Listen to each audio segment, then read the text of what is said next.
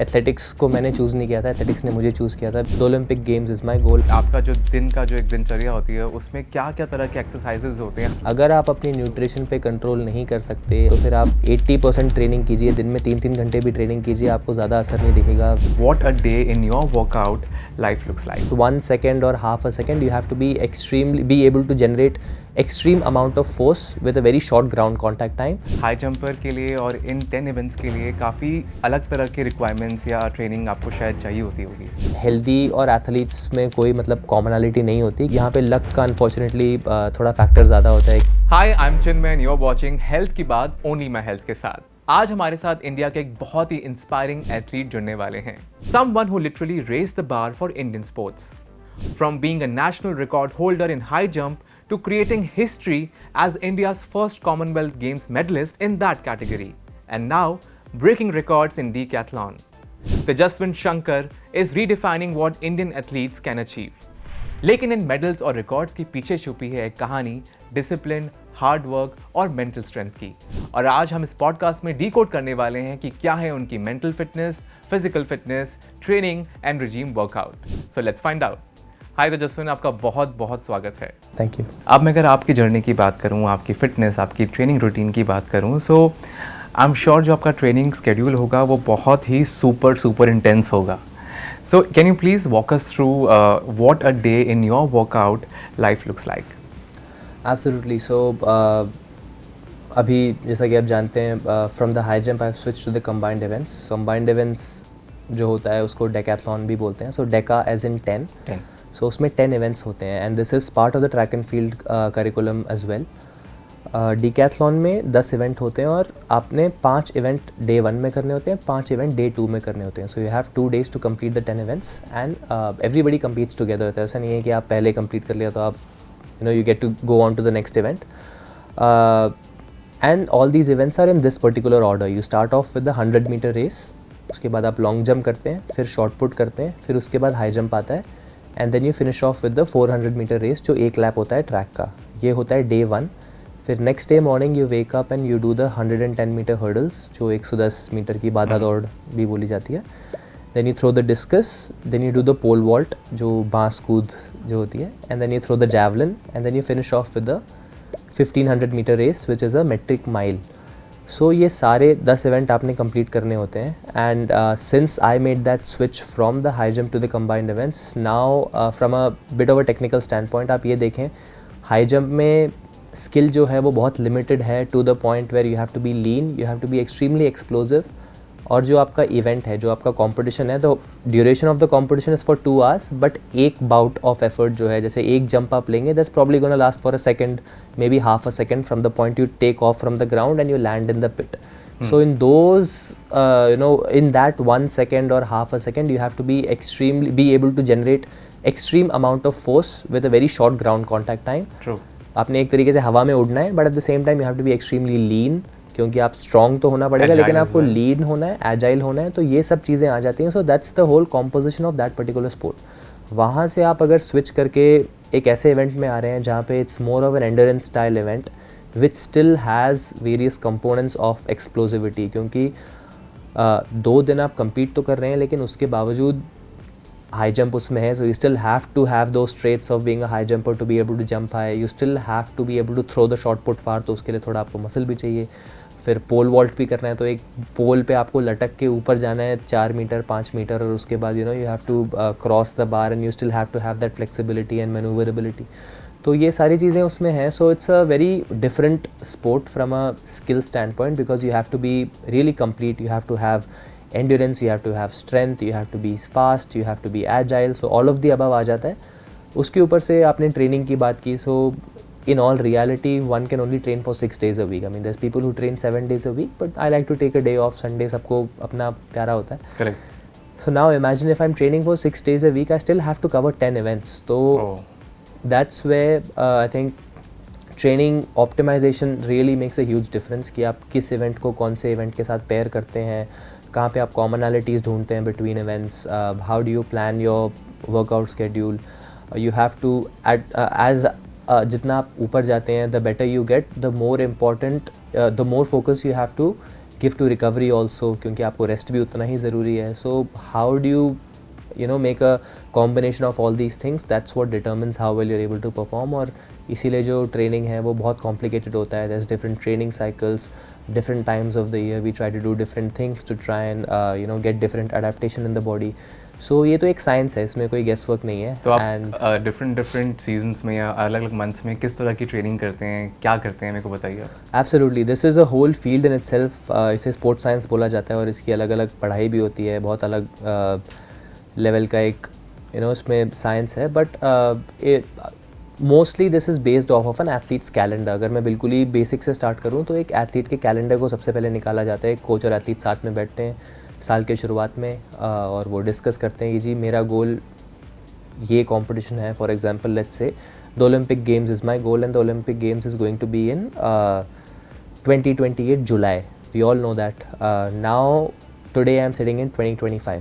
सो आप हमेशा you look at your goal and then you kind of regress backwards कि अगर मुझे 2028 जुलाई में ये चीज़ अचीव करनी है, I want to be in XYZ physical shape, I want to achieve a certain point total और I want to achieve a certain height.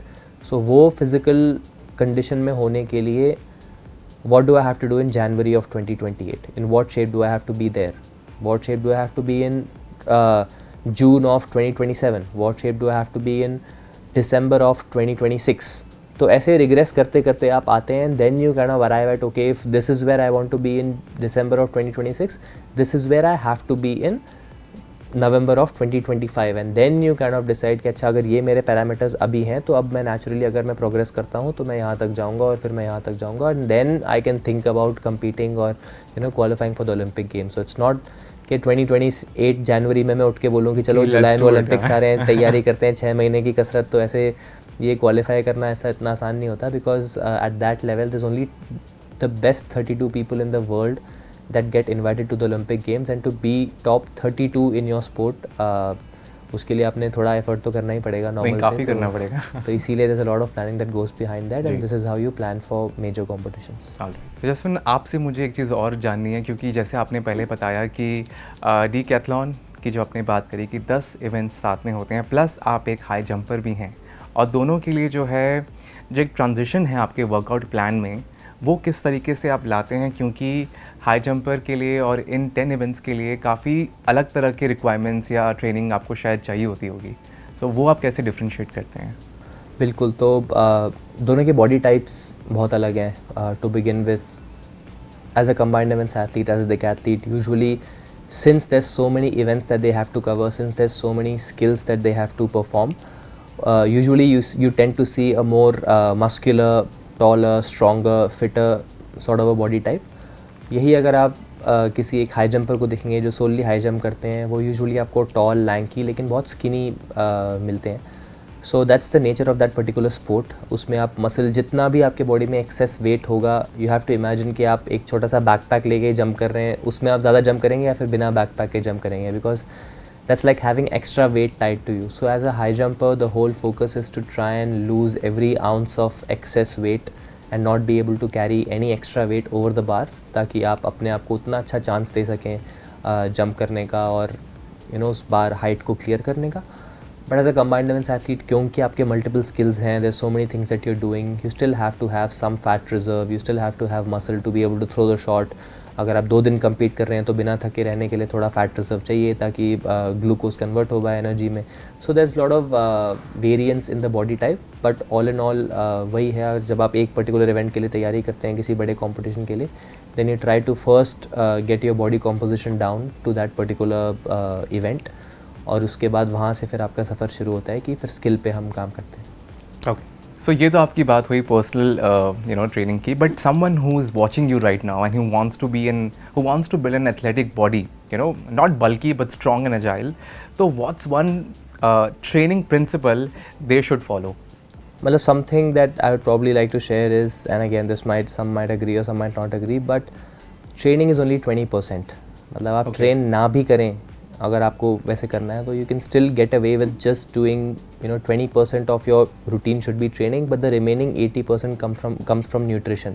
अगर आप अपनी न्यूट्रिशन पे कंट्रोल नहीं कर सकते, अगर आप वो छोटी छोटी चीज़ों पे बारीकियों में ध्यान नहीं दे सकते, तो फिर आप 80% ट्रेनिंग कीजिए, दिन में 3-3 घंटे भी ट्रेनिंग कीजिए, आपको ज़्यादा असर नहीं दिखेगा। वेट लॉस या फिर कॉम्पोजिशन अगर आपको चाहिए तो वो आपको नहीं दिखेगी जब तक आपका न्यूट्रिशन में कंट्रोल नहीं है and you are not following the proper macronutrients that you need in that particular phase, especially if you're trying to cut, if you're trying to bulk.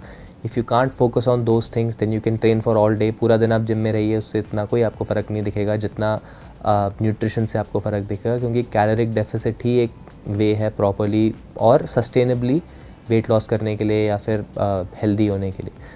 दूसरा मैं एक और एक चीज़ बताना चाहता हूँ कि मेरा ये मानना है कि एथलीट्स हेल्दी और एथलीट्स में कोई मतलब कॉमनलिटी नहीं होती, क्योंकि एथलेटिक्स मेरे हिसाब से हेल्दी नहीं है, क्योंकि there is nothing healthy about trying to run as fast as you can and plant a pole in a box और आप उल्टा लटक रहे हो, इसमें हेल्दी नहीं है। हेल्दी होता है कि आप एक कप चाय ले रहे हो और सुबह वॉक कर रहे हो पार्क में, थोड़ा सा कभी कभी जॉग किया, that's healthy. So what athletes and sports people are doing, वो तो मतलब एक तरीके से that's the need of that particular sport, इसलिए वो कर रहे हैं। अभी कोई वेट लिफ्टर हैं, वो 200-250 किलो वजन उठा रहे हैं, वो हेल्दी क्या है? एक हेल्दी के तो उसमें तो पैर टूट सकता है। So what's healthy about that, so that's my opinion. So I feel like athletes are thorough professionals in what they do, और उसको हेल्दी से कंसिडर करके आप उसको जाके ट्राई करने की कोशिश करेंगे तो you might get hurt.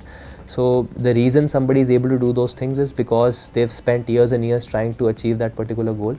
So I feel like if leading a healthy life style is the goal, फिर उसका रास्ता अलग है, और उसके लिए if you can just focus on your diet and nutrition, you already won half the battle. लेकिन healthy से आगे बढ़ के अगर आपको एक प्रोफेशनल एथलीट बनना है तो फिर सफ़र वहीं से शुरू होता है आपका। जैसे ही आप अपने डाइट पे कंट्रोल करेंगे, उसके बाद आपका असली सफ़र शुरू होता है कि आप कैसे अपने बॉडी कॉम्पोजिशन पे काम करें, कैसे अपने स्किल पे काम करें, कैसे अपने मेंटालिटी पे काम करें, साइकोलॉजी पे काम करें, और फिर आप कम्पीट कर सकते हैं बड़े लेवल पे। करेक्ट।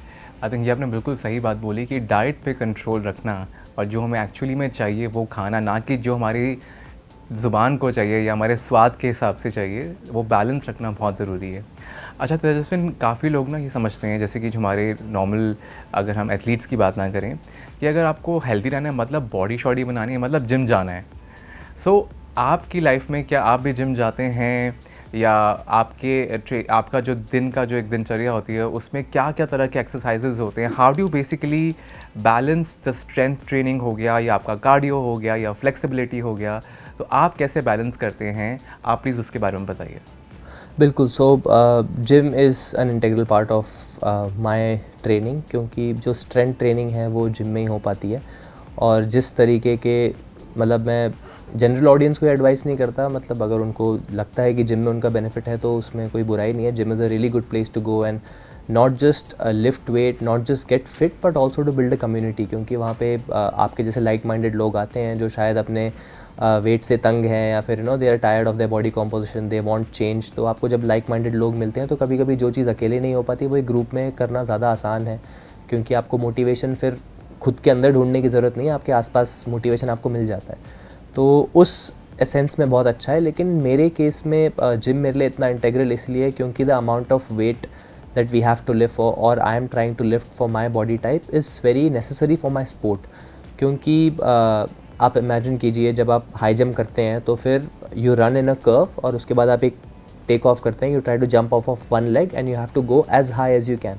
सो जब वो स्प्लिट सेकंड का टेक ऑफ ज़मीन पे होता है, that is close to 10 times your body weight का जो फोर्स है वो बॉडी के थ्रू जा रहा है ज़मीन के अंदर, और वो वापस आपको ऊपर फेंक रहा है, तभी आप जंप कर पा रहे हैं। So to be able to withstand those forces, to be able to handle such forces, you have to spend time in the gym। Otherwise अगर आपके पैर को पता ही नहीं है कि आपके बॉडी वेट के 10 टाइम्स का फोर्स जब उस पर जाता है तो कैसा फील होता है, तो फिर जब उस दिन जाएगा तो वहाँ पे तो कुछ टूटने की संभावना है। So that's why spending time in the gym for athletes is very integral, ताकि वो यूजुअली जो उनका स्पोर्ट होता है, जो इनके इवेंट्स होते हैं, उसको एक बहुत आई वुड से लोडेड मैकेनिक्स के थ्रू जिम में हम ट्राई करते हैं वो करने के लिए, ट्रेन करने के लिए। At the same time a lot of the training that we do in the gym is really focused on trying to get physically ready, physically fit.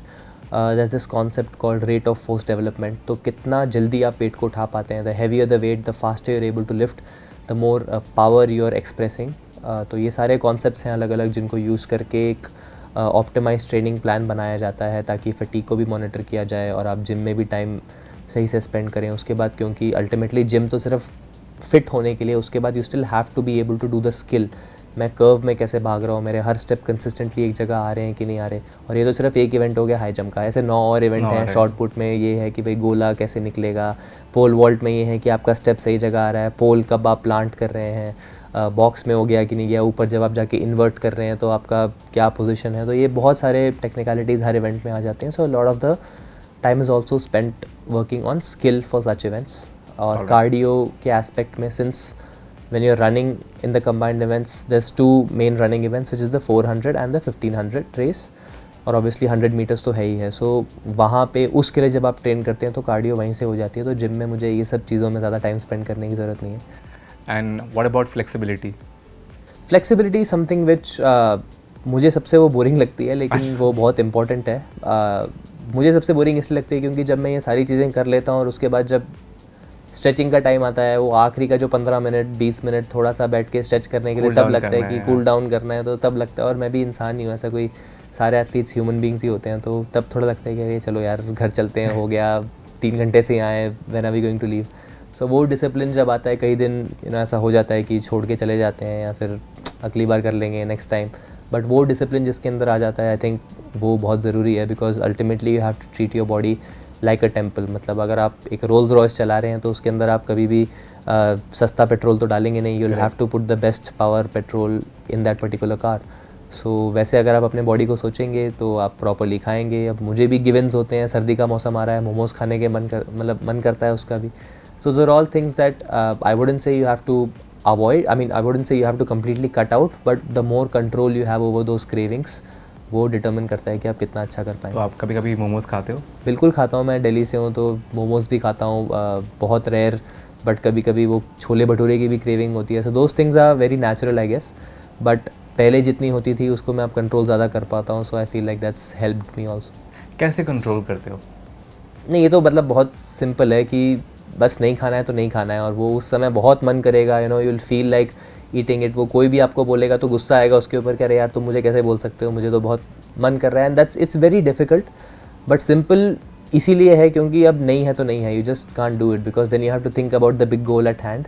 Athletes के लिए मेरे हिसाब से वो थोड़ा ईजी होता है क्योंकि उनके पास वो बिग गोल है, they have to win a medal, एक लक्ष्य है, ये चीज़ें।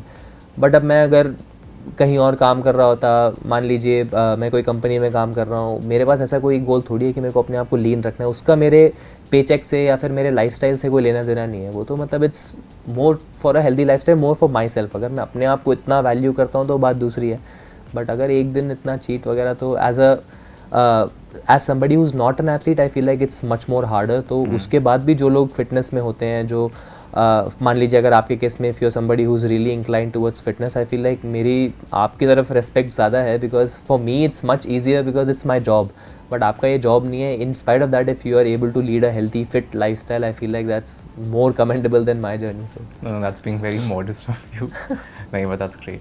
अच्छा, मेरे को एक बात बताइए कि हर एक के लाइफ में 2 चीज़ें ना बड़ी इंपॉर्टेंट होती हैं, भले वो कुछ भी करें। एक है हाइड्रेशन और एक है स्लीप।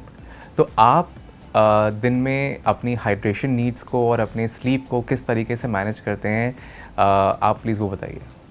बिल्कुल, एक important to have 6 to 8 9 hours of sleep. I mean as an athlete it's extremely integral, क्योंकि वो ऐसा टाइम होता है जहाँ पे आपके बॉडी में रिकवर होता है और आपके बॉडी में वेयर एंड टेयर जो है वो रिपेयर होता है। Growth hormone is secreted at that time when you are in your peak sleep, जहाँ से आपकी बॉडी की रिकवरी होती है, वेयर एंड टेयर रिपेयर होता है।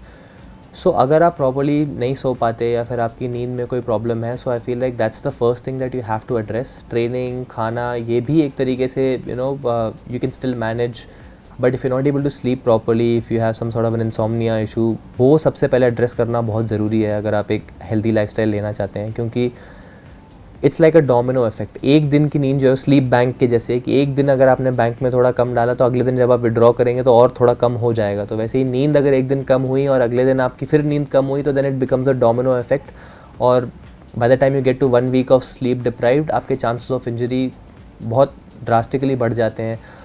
यू नो, इम्यून सिस्टम आपका डाउन हो जाता है, ज़ुकाम, खांसी, ये सब आना बहुत जायज़ है। सो it's really important to make sure that you're able to get that sleep. For some people, especially you know younger people who are 15, 16, 17 years old, for them it's much more natural to sleep even 10 hours a night, क्योंकि आपके developing as में आपकी body को ज़रूरत है, तो उस समय आप बढ़ रहे हो, आपके ग्रोथ स्पर्ट हो रहा है, तो that's the time when your body needs that recovery, it needs that rest to grow into your frame. The older you get, sometimes you can get away, but I think, like you said, sleep is extremely integral. Hydration is also something that I feel like over the course of time आजकल हम भी इस चीज़ को समझ रहे हैं, and not just athletes but non-athletic population is also understanding the importance of drinking water, properly staying hydrated. उनको ये फील होता है कि उससे उनके moods में भी काफ़ी they're able to feel much more energetic throughout the day, be able to sustain through the day. Something else that I'm observing among non-athletic population is, since ये marathons हो रहे हैं और there's अलग-अलग events हो रहे हैं, उसकी वजह से pickle ball, there's a lot of such events that's integrating the non-athletic population to take up some sort of a sport, some sort of a fitness regimen. Gym में लोग जाते हैं, so it's really good to see a healthy population. और जितना ज़्यादा population healthy होता जाएगा, उतना ज़्यादा आपके chances of an athlete coming up also increases. और वहीं से फिर एक sporting nation हम बन सकते हैं. Correct. आपसे मैं पूछूं कि how many hours do you sleep and how much water do you drink, तो वो कितना है? Ideally I try to stay around 7 to 8 hours a night. उतना मेरा नींद कोशिश मैं करता हूँ होने की. Obviously बहुत ऐसे दिन हो जाते हैं जब शायद वो दिन पूरा ना हो, but during season I do try to stick to that regimen. From a hydration standpoint, since my needs are more, I try to stick to 3.5 liters a day. तो उतना तो मिनिमम रहता ही है. उसके ऊपर से अगर मैं ट्रेनिंग में हूँ और if it's I am in a harsh environment, थोड़ा क्लाइमेट अगर गर्म है तो तब ऑब्वियसली उतना तो पसीने में बह जाता है. So that's also something that you have to keep cognizance of, but रफली इतना. You have trained under a structured NCAA system and also in India. What's one fitness or training lesson from the US you wish every Indian athlete could adopt? I think optimization of training is probably the most important thing. जो मैंने एक चीज़ सीखी है वो ये है कि ज़्यादा हमेशा बेहतर नहीं होता है. कम कभी कभी बेहतर हो सकता है, बट ज़्यादा कभी भी बेहतर नहीं होता है. और ये चीज़ आई थिंक कहीं ना कहीं मुझे बाहर जाके ही सीखने को मिली, क्योंकि इंडिया में हमेशा एक, अब शायद बदल रहा है, बट वो एक ये सोच होती है कि जितनी आप ज़्यादा मेहनत करोगे उतना ज़्यादा अच्छा है. अगर मैं 3 घंटे या 2 घंटे ट्रेनिंग करके मेडल लेके आता हूँ तो वो उतनी बड़ी बात नहीं है जितना कोई अगर 6 घंटे करके पार्टिसिपेट कर लेता है, वो शायद ज़्यादा बड़ी बात है. Because effort is glorified more than the result.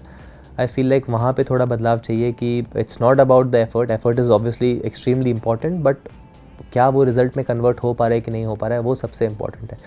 So work life balance जो मैंने यूएस में देखा, वो एक बहुत इंपॉर्टेंट चीज़ है जो मैं अपने साथ हमेशा रखने की कोशिश करता हूँ. और कोई भी मुझे मिलता है तो मैं कोई भी यंग एथलीट मिलता है तो उनके साथ मैं ये डिस्कस ज़रूर करता हूँ कि आउटसाइड ऑफ द स्पोर्ट आप क्या कर रहे हैं. आप ट्रेन आपको 2 से 3 घंटे दिन में करने से, उससे ज़्यादा आपको आवश्यकता है नहीं है, ज़्यादा से ज़्यादा 4 घंटे. But how do utilize the remaining 20 hours of the day, that's something that really determines आप अपने स्पोर्ट में कितना आगे जाएंगे, because you are giving yourself time to recover. But at the same time, outside of sport, after sport, how are you able to give back to the society? What are you able to do in your personal life outside of sport? वो भी चीज़ें बहुत ज़रूरी हैं, क्योंकि बहुत सारे elite athletes जिनसे मैं मिला, जिनसे मुझे मिलने का मौका मिला बाहर कंट्रीज़ में, outside of sport they are doing their business, उनके पास they are doing different ventures in their life. उसके बावजूद वो Olympic medalists हैं. they are able to achieve success in multiple facets of their life because they've learned to categorize themselves properly और time management सही से सीख चुके हैं. वो एक चीज़ है जो आई फील लाइक जब हम सीख पाएंगे और हमारा फोकस सिर्फ मेहनत करने में नहीं बट स्मार्ट वर्क करने में रहेगा, हार्ड वर्क में इतना नहीं बट स्मार्ट वर्क के साथ रहेगा, प्लान करके रहेगा, तो I feel like there is a lot that our athletes can also achieve. क्योंकि मेहनत तो इनहेरेंटली इंडियंस के अंदर है, वो एक चीज़ आती है. Everybody is hard working, everybody is able to motivate themselves. हमें एक्सट्रिंसिक मोटिवेशन की इतनी ज़रूरत नहीं है. Intrinsically everybody is hyped up, motivated. So I feel like if we can just channel it in the right direction, there's a lot that a lot of our athletes can also do and achieve great success at the global level. Great. आपने बात करी है unilateral sports की, जैसे कि high jump जो है वो बॉडी इम्बैलेंसेस को क्रिएट करता है. So how do you correct those imbalances and what can regular gym goers learn from that? Yes, that's a great point because आप जैसे हाई जंप इवेंट की बात करते हैं, it's a unilateral sport in the sense कि आपका जो take off leg है, जिस पैर से आप जंप करते हैं, वो पैर कभी चेंज नहीं होता, क्योंकि सबका एक नहीं होता है सबका एक स्ट्रॉन्ग लेग होता है. तो यूनिलैटरल का मतलब ही एक साइड हो गया, बाय का मतलब दो हो गया। तो यूनिलैटरल स्पोर्ट एज इन जैसे क्रिकेट का अगर हम एग्जांपल लें तो विराट कोहली जो है वो राइट हैंड से ही बैटिंग करते हैं, वो लेफ्ट हैंड से तो बैटिंग करते नहीं है। तो it's a unilateral sport in the sense कि ये वाले जो मैकेनिक्स हैं उनका बॉटम हैंड हमेशा राइट ही रहेगा, टॉप हैंड हमेशा लेफ्ट ही रहेगा until he switches to a left hand batting where it flips. So जो टॉप हैंड के उनके मैकेनिक्स हैं वो वैसे ही रहेंगे। अब उल्टे हाथ से जब वो करने की कोशिश करेंगे there is something weird that feels off, क्योंकि आपने कभी वो किया नहीं है। आप जैवलिन को उल्टे हाथ से फेंकेंगे तो वो बहुत अजीब लगता है, because it's a unilateral sport in the sense कि आपका राइट हैंड डोमिनेंट है और आपने उसी से हमेशा फेंका है या फिर लेफ्ट हैंड से। तो similarly in the high jump when you jump off one leg it always stays the same. आप over the course of time, over the course of years you will probably see आपके right leg का calf muscle और quad थोड़े ज़्यादा developed होंगे as opposed to your left leg, and that's unfortunately that's the nature of the sport. क्योंकि दोनों पैर से बराबर तो आप कूद नहीं सकते, क्योंकि नेचुरली आपका एक साइड डोमिनेंट होता है, चाहे एक आँख हो, चाहे एक हाथ हो, चाहे एक लेग हो। सो मेरा राइट लेग डोमिनेंट है, so I jump off my right leg. So even now when I go to the gym और when I am able to take a measurement of my calf for both legs, there are imbalances. मेरा right leg ज़्यादा बड़ा है मेरे left leg से, and this is the nature of the sport. So this is also something that we consider when we plan training कि यार इन imbalances को हम कम कैसे करें, in the sense के हमें अपने जो साइड यूज़ नहीं होता है उसको हमें किसी तरह we still have to get it to the point where it's not causing any problems. कोई वीक लिंक नहीं होनी चाहिए बॉडी में। अगर मैं उसको निगलेक्ट कर दूँ क्योंकि मैं उससे जंप नहीं करता तो फिर over the course of time that's where I am going to pick up injuries. True. But जब तक मैं टेक ऑफ नहीं लेता मेरे को भागना तो दोनों पैर से है, so that's something that I still have to preserve. So those are all things that we think about when we are training, when we are making our training plan regimen. तो बहुत इंपॉर्टेंट हो जाता है इन सब चीज़ों पे भी ध्यान देना। Correct, that's very very true. And आप जगल करते हैं हाई जंप और डीकैथलॉन जो इन दोनों चीज़ों में, एंड दोनों जो हैं अलग अलग फील्ड्स में अलग अलग डिमांड्स मांगते हैं। So how do you decide when to push your body and when to pull back? Yeah, over the course of time, that is a huge decision that you have to take every day, every practice session. क्योंकि जब छोटे थे 15-16 years तब इतना पता नहीं था और इतनी ज़रूरत भी नहीं थी, क्योंकि रिकवरी जल्दी हो जाती थी। तब खेल कूद था, there was no professionalism. At that point, sport was to have fun and go and win. Now there's a lot of challenges that come with professional sport. Absolutely, there's decisions that you have to make with respect to which competition is important, which competition you can skip.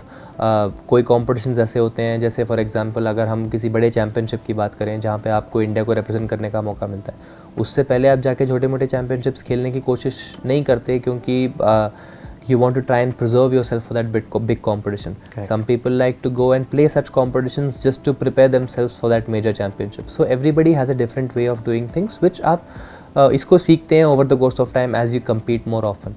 So जितना ज़्यादा मेरी उम्र बढ़ती गई और sports में experience बढ़ता गया, उतना ज़्यादा दिस डिसीजन जो आप बोल रहे हैं कि कब पुश करना है कब नहीं करना है, वो उतना ज़्यादा डिफ़िकल्ट होता गया, because then every opportunity feels like an opportunity that you need to push, because there's a lot that you have to lose also. But जब आप छोटे हैं, यंग हैं, आपने नया नया स्टार्ट किया था, आपको there is nothing to lose, you just want to go out there and have fun and then see what you can do, क्योंकि वो इतना मैटर करता है, सबके लिए मैटर करता है, but in the grand scheme of things it doesn't. So तब डिसीजन शायद इतना डिफ़िकल्ट नहीं था, बट अब डिफ़िकल्ट हो जाता है, and that's something that just like I feel like anybody's life, आपके पास वो डिसीजन है कब आपको पुश करना है कब नहीं करना है, depending on what priority you give to that particular event. So that's the same in my case. If it's Olympic Games, obviously that's going to take more importance over a state level meet, so I prioritize that. Great.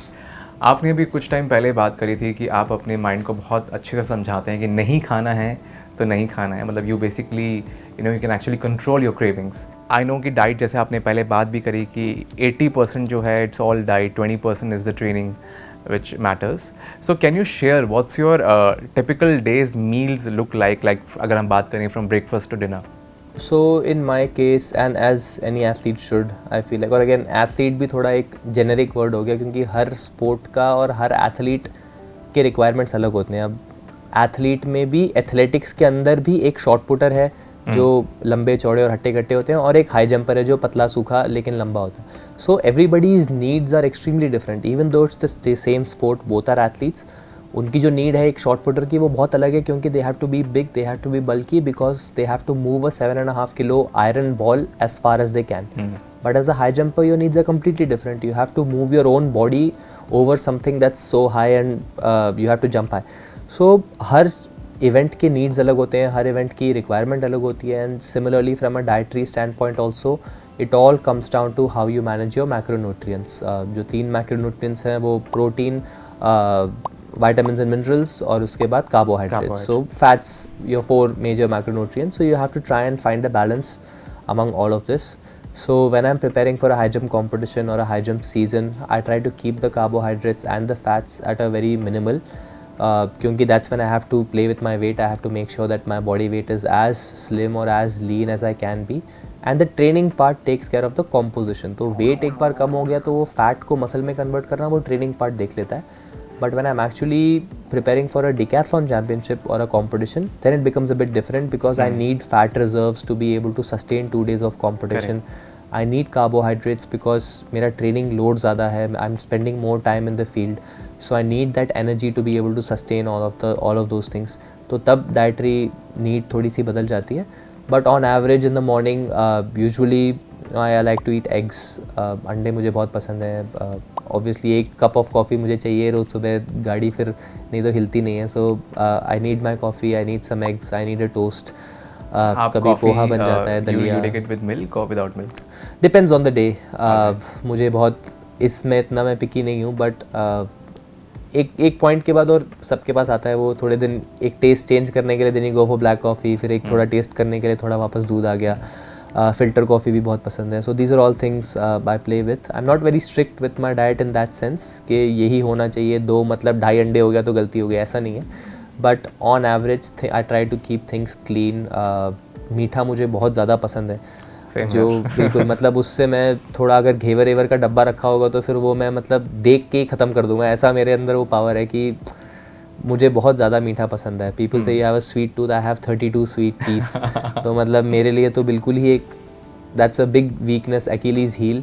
So I do try to, I mean I'm going to lie if I say that I try to stay away from sweets. जितना मैं हो सकता है करता हूँ, but there's still, if there's something on the table I have to take at least a bite and see है क्या है कैसा है. So and if I can afford to do that, I have to make sure that I'm trying to do something else on the field, maybe an extra rep or an extra set, so that I can compensate for doing something. यहाँ पे genetics भी बहुत it helps me in the fact that if you're lean, if you have high metabolism, sometimes you can आप बच सकते हैं उससे, लेकिन आपको हमेशा उस पर डिपेंडेंट नहीं रहना चाहिए. सो ये मेरी वीकनेस है और वीकनेस भी शेयर करना उतना ही ज़रूरी है. so, इतना आसान नहीं है कि मीठा रखा है तो मैं देख के उसे अनदेखा कर दूँ, ऐसा नहीं हो सकता. So you were telling us about your breakfast options, जहाँ मैंने आपको एक्चुअली कॉफ़ी से डिविएट कर दिया था. आप बात बता रहे थे ब्रेकफास्ट में भी, तो लंच डिनर बचा हुआ है.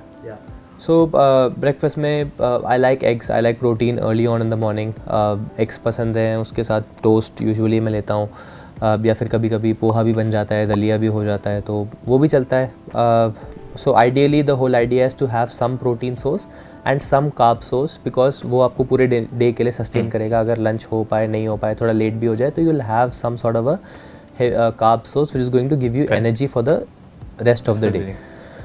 Lunch, I do try to, with how my training schedule is, ideally you want to have a decent lunch. और ऐसे बोलते हैं कि डिनर आपने सबसे कम करना चाहिए क्योंकि रात को फिर आप पूरा सोते हैं, so there's no real work that's happening, so you don't really need a lot of energy. But मेरे केस में, since I train usually in the evening, मैं बहुत heavy lunch नहीं कर सकता because then it affects my training. So I try to keep a moderate lunch.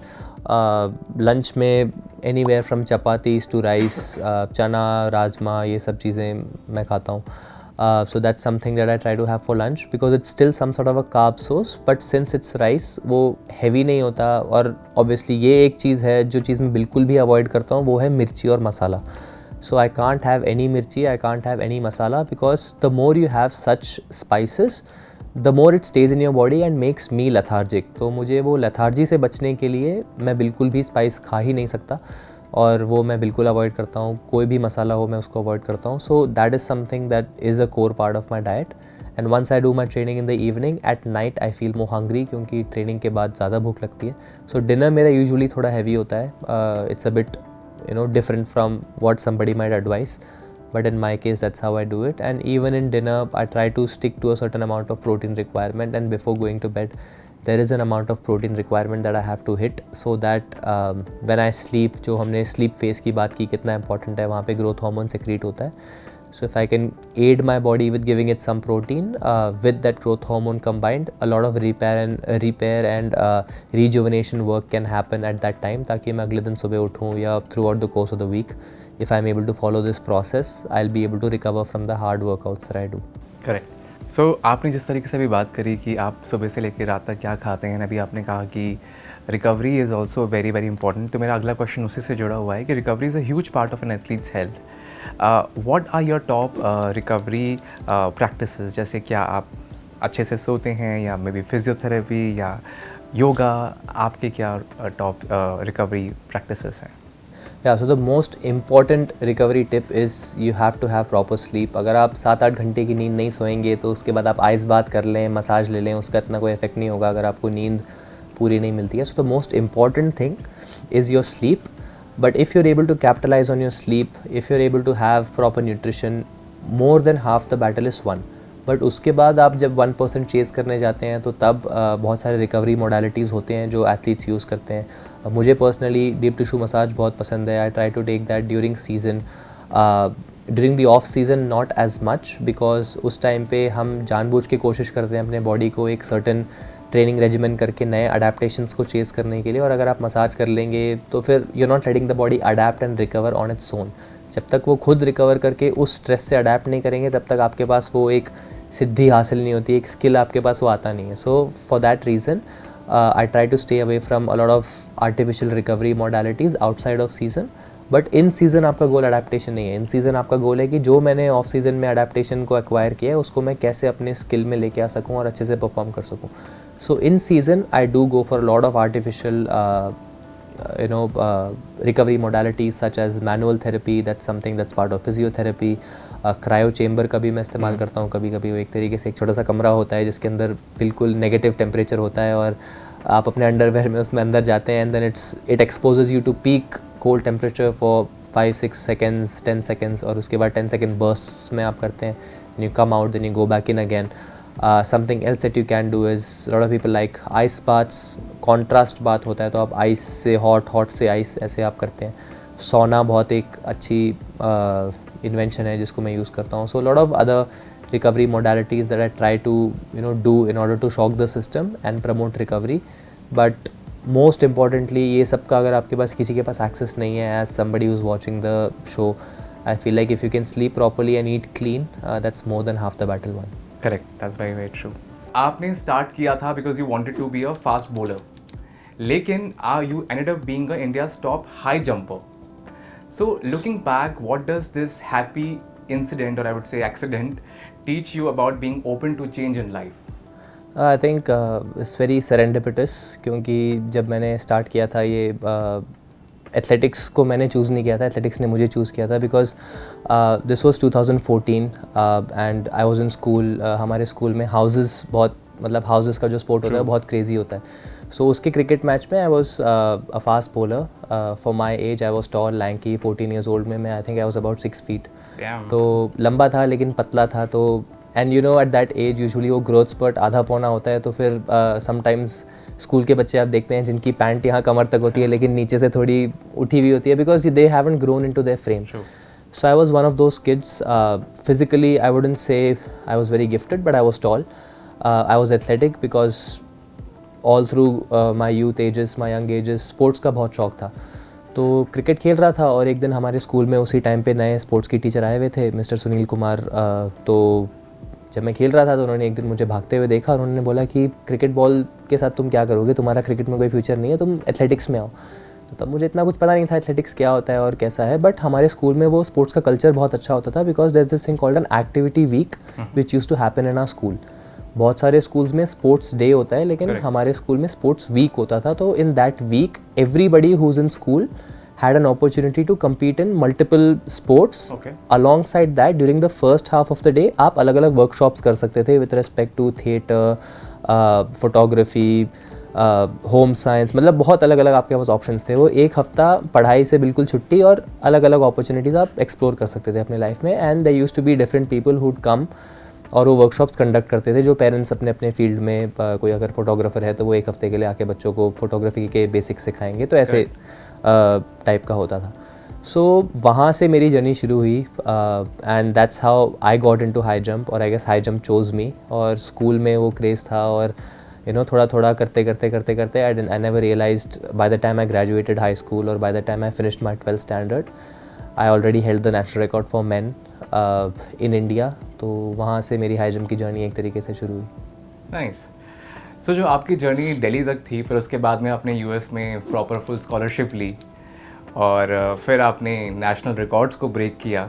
सो ये जो आपकी पूरी जर्नी रही है, this is being very inspiring और काफ़ी सारे ट्विस्ट एंड टर्न से भरी हुई है. So I would like to know more about it. Absolutely. So अभी हमने स्कूल की बात की and after I finish school one of my really good friends at that time, और आई गेस अभी भी वो मेरे बहुत अच्छे दोस्त हैं, आप जानते होंगे उनको, Neeraj Chopra. So he is the Olympic gold medallist.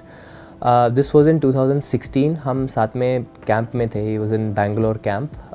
And camp for the viewers जो नहीं जानते, यूजुअली जो एलीट एथलीट्स होते हैं अपने अपने एज ग्रुप में, चाहे वो सीनियर एज ग्रुप में हो, चाहे जूनियर में हो, चाहे यूथ में हो, once you perform well at the state level और अगर आप नेशनल चैम्पियनशिप्स में या फिर नेशनल कॉम्पिटिशन्स में टॉप 5 टॉप 4 इन पोजीशन में फिनिश करते हैं, तो then you get selected for the national camp जो इंडियन टीम का कैंप होता है. वहाँ पे you have the opportunity to train under the best national coaches और आपको प्रॉपर फैसिलिटी मिलती है, डाइट मिलता है, मतलब जो चीज़ आप इमेजिन कर सकते हैं वो सारी चीज़ें मिलती हैं, विच इज़ स्ट्रक्चर्ड और govern by the sports authority of India जो साई के नाम से जाना जाता है. सो उस कैंप में क्योंकि मैं भी एक हाई परफॉर्मिंग जूनियर था अपने एज में, so I had the opportunity to go there and spend some time. So वहाँ पे at that time team India had hired this coach called Gary Calvert जो ऑस्ट्रेलिया से आए थे. He was an Australian javelin coach.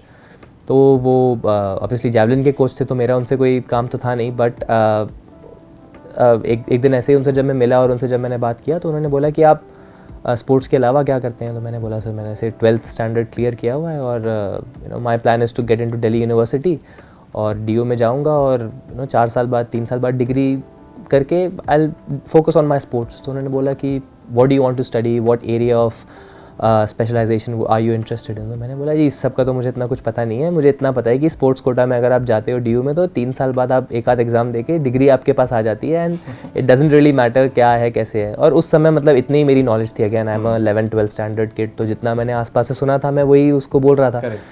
तो उन्होंने बोला कि भाई ऐसे तो नहीं होना चाहिए, मतलब education is also important, it's equally important. आप स्पोर्ट्स में जितना भी अच्छा करें एक पॉइंट के बाद तो वो आपको कहीं लेके नहीं जाएगा. सो आई सेड वो सब तो ठीक है लेकिन अभी मुझे ये सब नहीं पता, I just want to do my sport and just leave me alone. So ऐसे ही हमारी थोड़ी ऑन एंड ऑफ बात हुई and then one fine day he came to me, he said आपने अच्छे स्कूल से पढ़ाई किया है, then you have cleared your 12th, you have gotten decent marks, तो आपने कभी यूएस में जाके पढ़ने का नहीं सोचा क्या, आपने कभी यूएस में जाके स्पोर्ट्स करने का नहीं सोचा. बोला जिसके बारे में तो मुझे इतना कुछ पता नहीं है. So then this coach help me out for the next few months. He helped me find a scholarship in the US. I went there and studied for 7 years. उन 7 साल में मैंने 2 बैचलर्स की डिग्री की, 1 मास्टर्स की degree की. I did my bachelor's in accountancy. I did my master's in accountancy as well. And all for free because I had a sports scholarship from the university. But I wouldn't say it's the best part, but the ironic part of the situation is the year I got admission into the college, that was the year when Gary Calvert passed away. I got a phone call from Neeraj Chopra saying कि coach तो I mean he passed away in the hostel. So I was really shocked. ये यार मतलब in my mind at that point it felt like he came from nowhere और मतलब अचानक से कोई इंसान आपको मिलता है आपकी लाइफ में, एक गाइड बन के आता है and then you know he just disappears. तो वैसे एक तरीके का वो स्टोरी था and this happened, all of this happened in 2016-2017.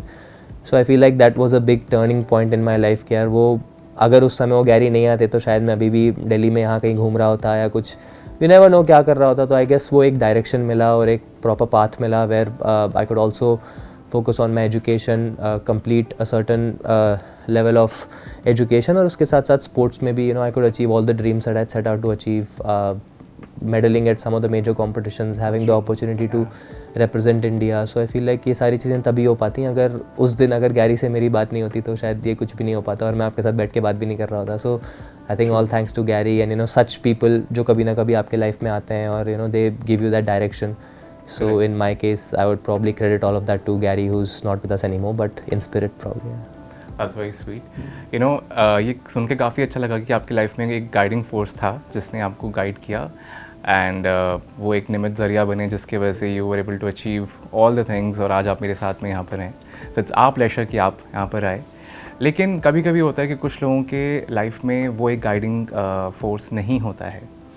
सो अगर अभी ये पॉडकास्ट कोई एक ऐसा इंसान सुन रहा हो जो 14, 15, 16 साल का हो, इंडिया में है, and he wants to be an athlete, तो और उनके पास में ऐसी कोई गाइडिंग लाइट नहीं है, तो वो किस तरीके से, कैसे स्टेप 1 से अप्रोच कर सकते हैं, उनको क्या करना चाहिए स्टेप बाय स्टेप? मैं चाहता हूँ कि आप वो बताएं हमारे व्यूवर्स को. नहीं, एक्चुअली बहुत रेलेवेंट सवाल इसीलिए है क्योंकि from an educational standpoint there is a proper structure. आप किसी बच्चे का नर्सरी में एडमिशन होता है तो उसके पेरेंट्स को और उनको पता है कि अगला फिर केजी ही आएगा और उसके बाद फर्स्ट स्टैंडर्ड ही आता है और ऐसे जाते जाते 12th ही होती है, फिर बैचलर्स ही करना है, आप सीधा पीएचडी में तो एनरोल कर नहीं सकते. So there is a proper curated path जो सबको पता है कैसे वहाँ तक पहुँचना है. और there is obviously offshoots के आप ट्यूटरिंग ले सकते हैं अपने 10th में अच्छा करने के लिए, but ultimately you still have to finish your 10th standard. There is a proper channel, there's a proper Correct. way of doing things.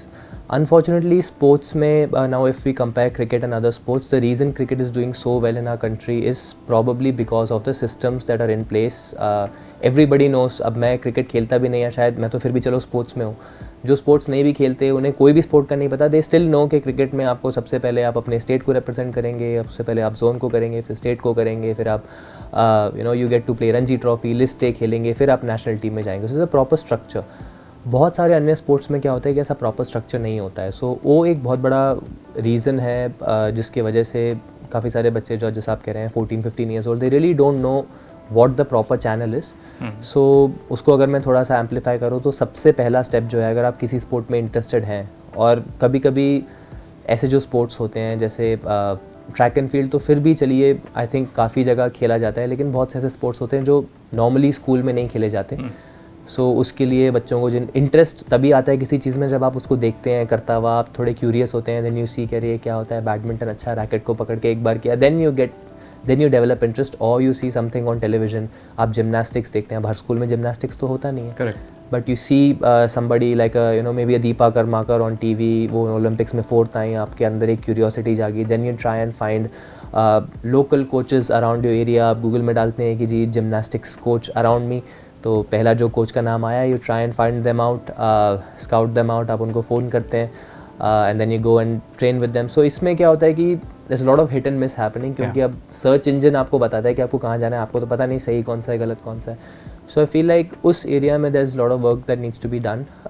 But obviously if I talk about what's actually there, usually जो आसपास आपके stadiums होते हैं वहाँ पे बहुत सारे अलग अलग कोचेज़ होते हैं जिनके साथ आप जाके जो स्पोर्ट आप करना चाहते हैं, you go and there is this scheme called come and play scheme. तो उसके अंडर आप किसी भी स्टेडियम में आप जाते हैं, कम एंड प्ले स्कीम में आप एनरोल करेंगे और एक कार्ड आपका बनता है. Then you go and have access to the stadium facilities, you get to train with the coaches that are at the stadium at the facility, और वहाँ से आपकी जर्नी स्टार्ट होती है. और कंपटीशन, क्या ये कार्ड इंडिया के Tier 2, Tier 3 सिटीज़ में भी अवेलेबल है, या ये सिर्फ जो Tier 1 सिटीज़ हैं उसमें अवेलेबल है? या that's the beauty of this question, क्योंकि ये बहुत एम्बिगुअस है. मैं जो आपको बता रहा हूँ वो दिल्ली के टॉप स्टेडियम के हिसाब से बता रहा हूँ. अब आप Tier 2, Tier 3 सिटीज़ में जाएंगे तो वहाँ पे कहीं ना कहीं स्पोर्ट्स अथॉरिटी ऑफ इंडिया के शायद हॉस्टल ना हो, या कहीं पे कोई ज़िला का स्टेडियम हो, तो हर जगह के रूल्स अलग हैं. यही जो मैं एक स्टैंडर्डाइजेशन कर रहा हूँ जो बहुत ज़रूरी होता है, वो कहीं ना कहीं मिस हो जाता है. तो उस वजह से जो प्रॉपर टैलेंट है वो आइडेंटिफाई नहीं कर पाता. Because I always believe talent identification is one thing, but real talent identifies itself. मतलब आपको उसको आइडेंटिफाई करने की ज़रूरत नहीं है, वो खुद करेगा और आपको बस देखना है कि हाँ यार ये तो कुछ अलग कर रहा है. Because the way somebody who is capable of doing something different, they move different in that particular field. तो if you have a proper coach's eye, then the coaches can easily spot somebody who is capable of doing something different to somebody who's not. तो वो एक young age में दिख जाते हैं, movement qualities होती हैं, the way they move, the way they throw a ball. And tomorrow if somebody is throwing a ball a certain way when they are 15 years old, बहुत आसान है ये देखना कि हाँ यार इसकी javelin throwing capabilities by the time they get to 19 years old will be really different. Because उस एज ग्रुप में लोग जैसे ऐसे फेंकते हैं, कोई ऐसे फेंकता है, सो मतलब यू कैन सी दो skill differences from the naked eye. और ये कोचेज़ जो अच्छे कोचेज़ होते हैं वो बहुत स्किलफुल वे में कर पाते हैं. सो इसीलिए यहाँ पे लक का अनफॉर्चुनेटली थोड़ा फैक्टर ज़्यादा होता है कि आप अच्छे कोचेस आपको मिलें और वो आपको सही तरीके से गाइड करें. They keep you away from medicine, they keep you away from, when I say medicine, doping is a big menace that's happening in India. They keep you away from such things. So वो सब चीज़ें बहुत important होती हैं. So there is not a proper path, but like you said, luck also plays a huge role. But from a competition standpoint, like I said, you get to compete in the smallest level, which is your zonal level. Then you represent the interzone, your zone at the interzone championships. फिर आप state level में खेलते हैं, state में अच्छा करते हैं, आप नेशनल लेवल में जाते हैं, नेशनल में अच्छा करते हैं, आप इंडिया को रिप्रेजेंट करने के लिए कैंप में जाते हैं, फिर आप वहाँ अच्छा करते हैं, then you get the opportunity to represent India at any major championship with the rest of the world, जहाँ पे उनके कंट्री के बेस्ट एथलीट्स मिलते हैं. And that's a great feeling in itself when you have the opportunity to represent a billion people. एक अलग feeling आती है, and it feels like you've done something in life, and it makes you happy that you're in a place where you belong, and वही है. तो बहुत एक अच्छी feeling. True, जिस तरीके से आपने हमें प्राउड करवाया है और इंडिया को प्राउड किया. सो तेजस्विन, जैसे आपने बात करी कि अभी कुछ भी स्ट्रक्चर्ड नहीं है इस फील्ड में, तो मेरा अगला क्वेश्चन उसी से ही जुड़ा हुआ है कि फॉर मैनी यंग एथलीट्स ना, access to the right training and facilities it's still actually a challenge. So what do you think India needs to do better to nurture sporting talent early? So I feel like in the last 10 years, since when I was a grassroots athlete, तब से लेके अब तक में बहुत बदलाव इस sense में आया है कि there's been a lot of schemes that have been implemented keeping in mind the grassroots level athlete, because there's a lot of funding also being pushed at the grassroots level. अब वो funding utilise कैसे हो रही है वो तो मैं आपको जवाब नहीं दे सकता, because I am not sports authority, but there is a lot of schemes जैसे न्यूज़पेपर में पढ़ने के लिए मिलता है, या फिर when I have an opportunity to interact with such people who are policy makers.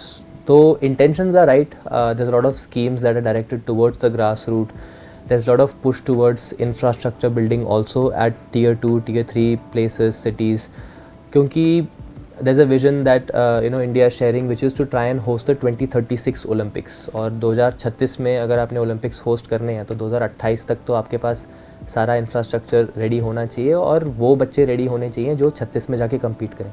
तो 36 में अगर कोई 20-25 साल के कोई बच्चे हैं जो अच्छा करते हैं, तो आज की डेट में वो 14-15 साल के होंगे. So this is the time where you can try and जब when I was 14, that's when my journey started. So this is the time to find all those 14-year-olds who will eventually, by the time 2036 comes, will blossom into a proper talent, and will be medal prospects. So उस vision से I feel like there's implementation that's been happening.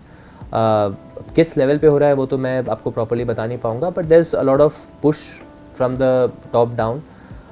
There's a lot of incentive for athletes to do well. Once you do well, there's a lot of opportunities that open up from a financial standpoint also. Apart from that, job opportunities open up. तो sports में वो सब भी चीज़ें हैं जो अब आजकल काफ़ी ज़्यादा that wasn't the case 10 years back. So there's been a lot of change.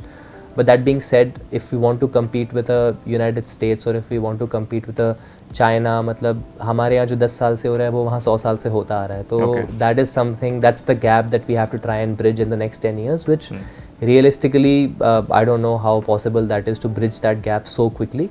But that is the kind of competition that we are fighting with. So yes, we can be happy with achieving all the things that we have, which in itself is really big. But at the same time race के line में वहाँ पे सब एक ही line से start करते हैं, चाहे वो चाइना का हो, चाहे इंडिया का हो, चाहे वो सोमालिया का हो, मतलब सब एक ही लाइन से स्टार्ट करते हैं. वहाँ कोई आपको आगे पीछे आपके हैंडीकैप के हिसाब से लेन नहीं मिलती है. सो वहाँ पे आप अगर आपने परफॉर्म करना है and you are expecting good results, then पैसा तो फिर पानी के जैसे बहाना ही पड़ेगा. करेक्ट. तो जसविन, ये तो बात हुई आपकी जर्नी की, और आपने जिस तरीके से बताया कि जो इंटरेस्टेड हैं वो क्या बेसिक स्टेप्स ले सकते हैं भले वो कहीं भी रहते हों. आपकी लाइफ की अगर मैं बात करूं तो आपने बहुत सारी अनसर्टेनिटी को भी फेस किया है, जैसे कि स्टेट क्रिकेट टीम में आप मिस हुआ आपका, और उसके साथ में फिर आप ऑलमोस्ट कॉमनवेल्थ गेम्स से you were almost being left out of that. So how do you deal with moments when things are actually not in control? आप कैसे टैकल करते हो वो? I feel like अभी मेरे लिए बोलना बहुत आसान होगा कि you just have to think positive, ये सारी चीज़ें हैं, but in that moment when that's happening to you, everybody, it doesn't matter how smart you are, how rational you are, everybody questions कि यार मेरे साथ क्यों हो रहा है ये, मैं क्यों हूँ इस पोजीशन में, इतना सब तो मैंने अच्छा किया है, I've done all the good things, I've followed all the processes, why is it happening to me? So sometimes that's the rule of nature, that's how life works. And for me right now, sitting here and rationally tell you calmly कि यार हो गया उस time पे, अब क्या करें आगे, I moved on, It's very easy, but at that moment only I know, or only my family और people who are close to you, who observe you in that particular moment, सिर्फ वो जानते हैं कि कितना ऐसे जो moments होते हैं वो आप पे टोल लेते हैं और कितना वो significant होता है आपकी लाइफ में.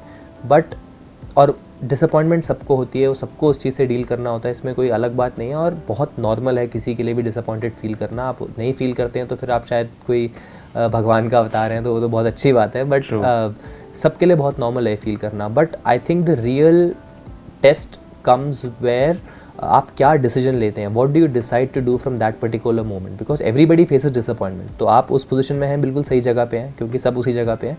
बट उसके बाद आप क्या डिसीजन लेते हैं, दो रास्ते हैं. या तो आप अपनी डिसअपॉइंटमेंट को अपनी लाइफ का एक तरीके से you make it the principle of your life, and then you say, because this disappointment is given to me, I'm going to be disappointed for the whole day, for the whole month. Or you try to find opportunities or experiences that will take you out of that disappointment and find ways to make it into something more productive. ये decision लेना I think सबसे बड़ा, वो जो fork होता है रास्ते में, वो सबसे डिफ़िकल्ट होता है. और जितना जल्दी हम वहाँ तक पहुँच पाएँ, आई थिंक वही सबसे बड़ा की होता है कि आप उस after you grieve, after you have all your moments of anger, tantrum, whatever it is, that's everybody's way of dealing with things. उसके बाद जब आप उस फेज़ में जाते हैं कि ये मैं डिसीजन लेता हूँ, उसमें जितना ज़्यादा आप दूसरा डिसीजन ले पाएँ कि how can I get out of this quickly, वो सबसे इंपॉर्टेंट होता है. And those people I feel who are adaptable, who are successful, all the people that I've observed, they are people who come out of this phase very quickly. And similarly इसका drawback ये है कि Joy में भी आप देखते हैं काफ़ी सारे जो ऐसे सक्सेसफुल लोग होते हैं जिनको मैंने ऑब्जर्व किया है, for them joy is also very short lived, because for them the joy that they get is not out of the result और the outcome, but out of the process that they are following. And that's something that I've really tried to learn from such instances where I wasn't selected for Commonwealth Games and I had to go there, or other incidents that happened, challenges. इससे सीख ये मिलती है कि आप उस moment में, तो वो मोमेंट हो गया, उसके बाद आपने गए, आप मेडल भी जीत के आ गए. So that's two contrasting emotions. But if I try to associate my happiness or sadness with such emotions, then it's very short lived, क्योंकि मेडल तो आया लेकिन मैं लाइफ लॉन्ग उस मेडल की खुशी में तो नहीं बना सकता. और just because I wasn't selected or something bad happened to me, I can't just pin myself with that disappointment. So that's when I feel like the sooner you're able to associate your happiness or sadness with your process. So for me, the fun is being able to wake up from bed every morning, go and train. I'm fit, I'm healthy, I don't have any injuries. I feel like that's the most beautiful blessing, because I'm able to do all the things that I can do and I'm having fun doing those things. तो वो जितना जल्दी मैं सीख पाया, उतना ज़्यादा मेरे लिए जर्नी को नेविगेट करना आसान हुआ. And I didn't really focus on the outcome कि कहीं मेडल आता है तो खुश, नहीं आया तो दुखी, ऐसे नहीं. मतलब if I am able to compete, represent my country, have my family come and watch me at major championships, compete with some of the people that I watched YouTube videos of when I was growing up, वो मेरे लिए ज़्यादा खुशी का मौका है और उस फीलिंग को मैं ज़्यादा चेस करता हूँ. और I feel disappointed when I'm not able to compete or not able to do the things that I can. So that's how I've over the course of time navigated my journey, or I guess progressed, rather than associating with one particular instance or moment. Very well said. तेजस्विन, अब आपके लिए success की definition क्या है? क्या वो medals हैं, क्या वो रिकॉर्ड्स हैं, या एनीथिंग समथिंग डीपर? और ये भी मतलब ऐसी चीज़ है जो समय के साथ साथ इवॉल्व होती रहती है. जैसे for example when I was in school, when I was starting up, 14-15 years के जब कोई होते हैं तो आपके मन में सक्सेस की दो ही डेफिनेशन होती है. और मेरे मन में तो खैर यही दो डेफिनेशन थी. पहला था कि हमारे स्कूल में जब आप मेडल जीते हैं तो आपको स्टेज में बुलाते हैं, तो उसमें कितनी लड़कियाँ क्लैप करती हैं, कितने सारे आपके दोस्त हैं, फॉलोअर्स हैं, वो आपका डेफिनेशन होता है. And that was, I mean I am extremely proud of that. इसमें कोई गलत नहीं है, because I was 15-16 years old, I was a normal kid. तो मुझे उसमें ज़्यादा इंटरेस्ट होता था. मुझे उस समय कोई ओलंपिक में खेलना है, जीतना है, इस सब का कोई सपना नहीं था. मुझे ये था कि मैं अपने क्लास की कितनी लड़कियों से बात कर सकता हूँ और कितना अटेंशन मुझे मिलता है, right. The second reason was I was winning, so I wanted to keep winning. मैंने स्टेट लेवल में जीता, एक गोल्ड मेडल आया तो स्टेज में बुलाया, मेडल पहनाया, तो मुझे अगले में और एफर्ट डाल के कि यार फिर से मुझे स्टेज में बुलाएं और स्कूल के सामने मेडल पहनाएं. Those were the two main reasons why I started sport. At that point I didn't know what Olympics was, और what it meant to compete at the Commonwealth Games, or what an Olympic champion is. ये सब मुझे इतना उसका कोई idea नहीं था. But over the course of time, as you evolve, as I made this the reason for my life, as I made this something that I'm extremely passionate about, then you learn about all these things, then you learn about professionalism. तो उसके बाद धीरे धीरे आपके goals भी evolve होते हैं. तो अभी आई feel like where I'm at, my definition of success is to be happy, and I know that I will be happy if I'm able to do all the things that I can, which is to compete and strive for competition. मुझे competition बहुत पसंद है. मतलब आप किसी भी चीज़ में मुझे बुलाएंगे तो मुझे competition पसंद है. मतलब इस माइक में भी आपका माइक ऊंचा है, आपका माइक थोड़ा नीचे है, मेरा ऊंचा है, मेरे को उसमें मज़ा आ रहा है क्योंकि I mean that's the kind of competitive spirit that I have. Okay. और यहाँ पे अगर हम सिक्का उछाल के if we try to do a heads and tails and if I'm winning 3 times I'll feel more gratified. I'm just extremely competitive, so anytime I can have a competition in anything, that's what keeps me motivated. And similarly, when I'm able to step on the field and if I know that I have a chance to win, that is competition for me, because then I have at least a % out of 100 where I can overturn something, and that's what I strive for. I want to go out there, I want to have fun, but at the same time I want to compete thoroughly. And competition का मतलब ही होता है हार या जीत. तो मुझे participation अपनी जगह ठीक है, but I want to go out there and win. And even if I have 1% chance, I want to take that chance. And if I don't, then I want to create that opportunity for myself. So that's what my definition of success now is. All right, okay. देखिए, because now you are a public figure, so आप जो हैं India को represent करते हैं बहुत बड़े बड़े इंटरनेशनल फोरम्स में. सो how do you deal with ये जो प्रेशर है या एक्सपेक्टेशंस हैं लोगों की, स्पेशली आप जब इतने इंटरनेशनल इवेंट्स पे इंडिया को रिप्रेजेंट करते हैं, तो वो एक जो प्रेशर होता है ना, बोलने के लिए मेरे लिए बड़ा इजी है, बट जो इंसान वहाँ पर होता है, it's very difficult for that person to actually have that pressure. So how do you deal with that with such pressure and expectations जो हम सबकी होती हैं आपसे? बिल्कुल. और ये प्रेशर नहीं है, rather I would call it as responsibility, because when you are at that level, when you are representing your country, at that time you are not, if you're at a games village, किसी भी competition में जब आप जाते हैं तो वहाँ पे एक विलेज होता है, या गेम्स विलेज बोलते हैं उसको, जहाँ पे अलग अलग कंट्रीज से लोग आते हैं. तो तब कोई भी आप मान लीजिए किसी से मिलते हैं, वो आपको ये तो नहीं पूछेगा कि आप कहाँ से हो, are you from Delhi, are you from Hauz Khas, वो तो किसी को फ़र्क नहीं पड़ता भाई, ओह इंडिया, ऐसे ही वो बोलता है, क्योंकि they see India on your jersey और behind you they see your name and then they see India. So at that point you're not just representing yourself, you're representing your country. And to put it in, I guess, थोड़ा easy viewers के लिए समझने के लिए, आप जब India से बाहर जाते हैं, छुट्टी मनाने के लिए जाते हैं, कहीं भी जाते हैं, आपके पासपोर्ट में आप इंडिया के पासपोर्ट से अगर कंट्री से बाहर जाते हैं, तो वहाँ भी आप जाते हैं तो आप एक इंडियन सिटीज़न हैं and you are representing your country. So तब आप जाके अगर बाहर देश में लिटर करते हैं या कुछ करते हैं, so it's not just about you littering, it's about the opinion that people form about Indians. तो वो एक चीज़ की रिस्पॉन्सिबिलिटी मैं बहुत सीरियसली मानता हूँ कि आप अगर अपने कंट्री से बाहर स्टेप आउट कर रहे हैं, तो you have to make sure that you are an ideal citizen, not just of that particular land, but an ideal representative of your country. आप ये चाहेंगे कि कहीं भी आप किसी गेस्ट के घर जाते हैं तो आप अपने बेस्ट बिहेवियर में होते हैं, अपने घर में तो आप सोफे में पैर के ऊपर ऐसे लेट के बैठे होते हैं, लेकिन when you go out of your country or when you go out of your house, you want to be on your best behavior. So that's what I also, as an athlete or a representative of my country, when I leave my house, when I leave my country, I try to put up the best face that I can, ताकि अगर कोई देखे आगे से और उनको पूछे कि आप कहाँ से हो, और मैं गर्व से बोलूँ कि मैं इंडिया से हूँ, तो they can associate a nice gentleman from this country, a land of so many cultures, such beauty. तो वो एक रिस्पॉन्सिबिलिटी जो है वो हमारे लिए दूसरों पे पास ऑन करना बहुत आसान है, but that is something that all of us can do in our own capacity if we can represent our country in a very proper, dignified way. I feel like that's the most number one thing, and that's what I try to do whenever I go out for competitions. Try to be respectful, try to be courteous. ये सब चीज़ें हैं जो बहुत आसान है करनी, लेकिन उसके बारे में सोचना बहुत मुश्किल है. So if we can think about these things and if we can do that, I feel like there's no stopping us, and that's what I try to do when I go out, represent India in such competitions. Try to follow such principles. Correct. तेजस्विन, हम सब जानते हैं कि आप physically कितने strong हैं, लेकिन आप अपनी मेंटल हेल्थ या मेंटल वेलनेस का कितना ध्यान रखते हैं और आपके लिए वो कितनी मायने रखती है, आप प्लीज़ वो भी हमें बताइए. बिल्कुल इम्पॉर्टेंट है, क्योंकि अगेन फिज़िकली अगर हम वर्ल्ड के, जैसे हम पहले बात कर रहे थे कि अगर आपको ओलंपिक गेम्स में जाना है, तो फिर आप वर्ल्ड के जो टॉप 32 लोग होते हैं सिर्फ उनको इनवाइट किया जाता है. आप अपने कंट्री के नेशनल चैम्पियन हो, उससे इतना मायने नहीं रखता, क्योंकि ऐसे तो 196 कंट्रीज़ हैं और हर कंट्री के नेशनल चैम्पियन को अगर वहाँ पे बुला लिया तो फिर भीड़ हो जाएगी. सो और हर स्पोर्ट में imagine.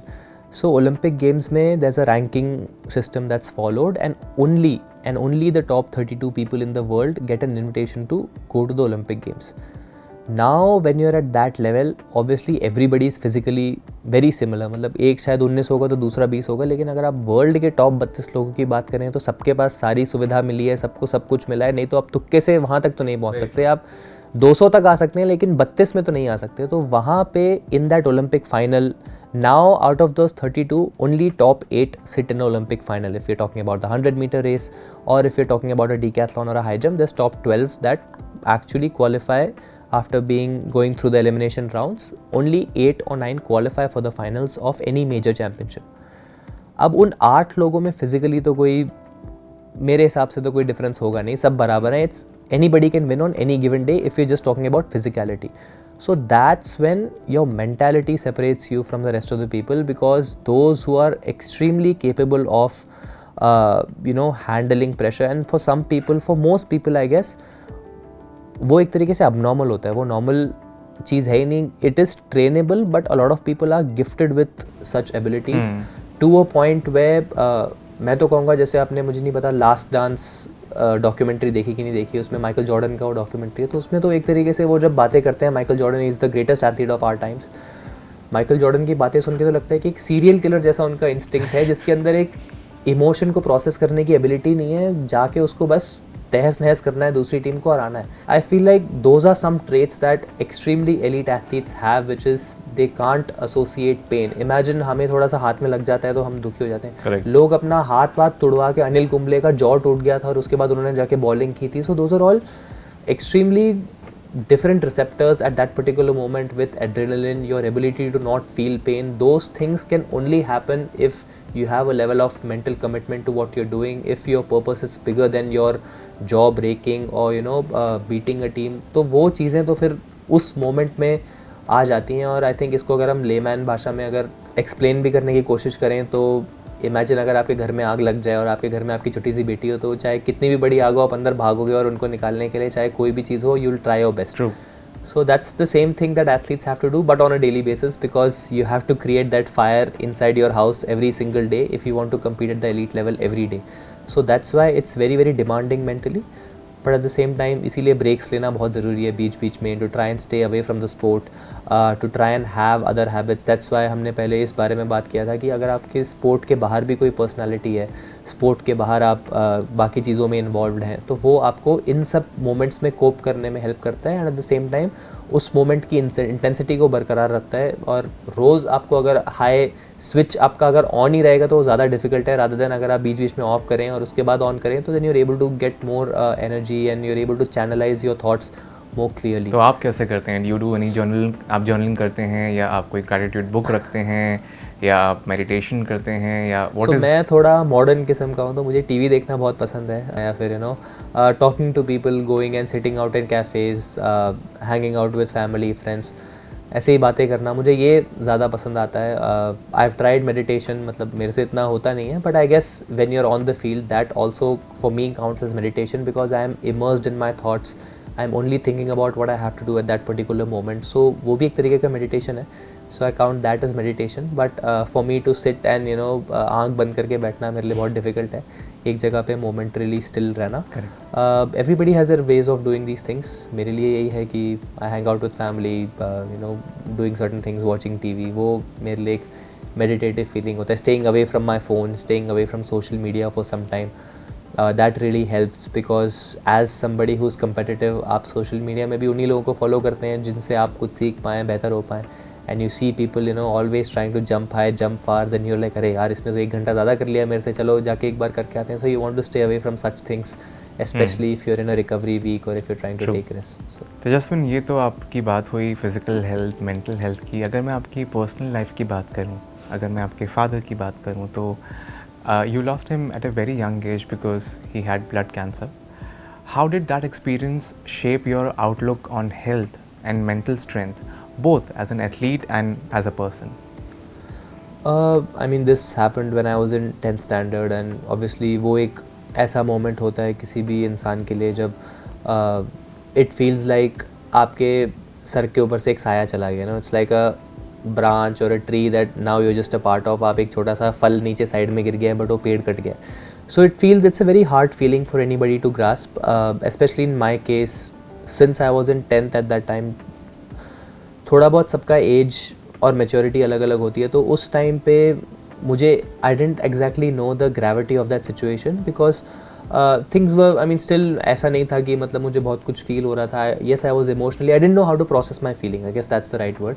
I didn't really know how to process कि मैं दुखी हूँ, और अगर मैं हूँ तो उसको एक्सप्रेस कैसे करूँ. मैं देख रहा हूँ मेरे आसपास लोग रो रहे हैं, लेकिन अब मैं समझ नहीं आ रहा कि कैसे क्या करना चाहिए. You know, you really don't no because you still processing your emotions. So that moment I would say it wasn't as difficult then, but over the course of time things became a lot more difficult when I grew into the mindset and when I started processing those emotions. तो तब मुझे I guess 14-15 साल में इतना मुझे ये अच्छा नहीं लग रहा है कि मैं बोल रहा हूँ, मुझे बुरा नहीं लगा, बट 14-15 साल में जो फीलिंग मुझे समझ नहीं आई वो 16-17-18 साल में मुझे ज़्यादा हिट होना शुरू हुआ. And you no, luckily that was exactly the time when the sports teacher in our school introduced me to sports, क्योंकि उस टाइम पे किसी एक बच्चे के लिए जो उस एज में है, उनके पास एक उनके सर से उनके फादर का हाथ हट गया, तो फिर at that point it becomes really difficult for you to find the right path. So luckily sports came as that right path to me, and you know, अपने में सारे एनर्जी को, जिसको मुझे समझ नहीं आ रहा था कि क्या है ये इमोशंस, उसको मैं चैनल एक जगह कर सकता था. वो था कि भाई फील्ड में जाके बिल्कुल थको और अपने आप को तोड़ो. गुस्सा आ रहा है तो वहाँ पे करो, रोना आ रहा है तो वहाँ पे करो, समझ नहीं आ रहा है तो भी मतलब you just go and spend time on the field. So that was a great escape for me, and that's why sports is, you know, so dearly close to me, not just because of the achievements or the medals, but more so because of the life lessons that it was able to give me and the clarity of thought that I learned because of sports. So वो एक बहुत बड़ा reason था मेरे लिए sports से इतना प्यार करने का, क्योंकि जो पापा का मैं इमोशन था उसको मैं स्पोर्ट्स के थ्रू निकाल पाता था. And as I grew older, I was able to, you know, rationalize and, you know, learn about these things कि यार कोई भी चीज़ परमानेंट नहीं है, और जो उनकी सीखें हैं बताई हुई, जो इम्पोर्टेंस होता है, सबसे इम्पॉर्टेंट चीज़ जो बोलते थे वो ये था कि भाई time management is the most important thing, and that's something that I was able to live when I was in the US, learn about time management. I was competing as a professional athlete or a collegiate athlete. I was doing my education. मैं बच्चों को भी वहाँ पे tutor करता था accountancy में. Bartending का भी मैंने एक गिग किया. So there is lot of things that I was doing, and all those things were only possible because I was able to manage my time. और ये शब्द मैंने कहाँ सुना था? अपने पापा से, जब मैं छोटा बच्चा था. तब मुझे ना टाइम क्या होता है पता था, ना मैनेजमेंट क्या होता है पता था, but the things that you learn and over a course of time you realise the importance of what transpired. तो वो आई थिंक एक बहुत इंपॉर्टेंट सीख थी वहाँ से, और I think it happened for the right reasons. Okay. 28 नवंबर 2024 पे एक इंस्टाग्राम पोस्ट आपकी आती है जहाँ पे आप अपनी मैरिज की फ़ोटो आप डालते हैं. सो कंग्रेचुलेशंस. सो आप और सिद्धि जो हैं, आई थिंक उस समय आपकी शादी हुई और अब वो आप बिज़नेस पार्टनर्स भी हैं. सो मैं चाहता हूँ कि आप हमारे व्यूवर्स को टॉप 3 गोल्डन टिप्स दें सक्सेसफुल मैरिज की. ये तो सवाल सिद्धि दे पाएंगे ज़्यादा, क्योंकि I think all this was only able to happen because of her. उसका जो अगेन सो स्पोर्ट्स, खेल, ये सब चीज़ें अपनी जगह ठीक हैं, लेकिन we also met on a sports field. Siddhi herself is a national champion. She's won age group nationals in the 100 meters, and she's also a junior India champion in the 100 meters. So हम मिले ही sports field में थे. She had qualified for the 100 in for the world school games में. उन्होंने 100 metres में qualify किया था, मैंने हाई जंप में क्वालिफाई किया था, and we went on the same team as part of the same team to China in 2015, जहाँ पे वर्ल्ड स्कूल गेम्स हुए थे. तो वहाँ पे मतलब हमारी बातचीत शुरू हुई, और तब हम दोनों 11th स्टैंडर्ड में थे. तो आप देख लीजिए 11th से लेके अब कॉलेज ख़त्म होके, you know, we are all old enough to do all these things. So इतना लंबा सफ़र था.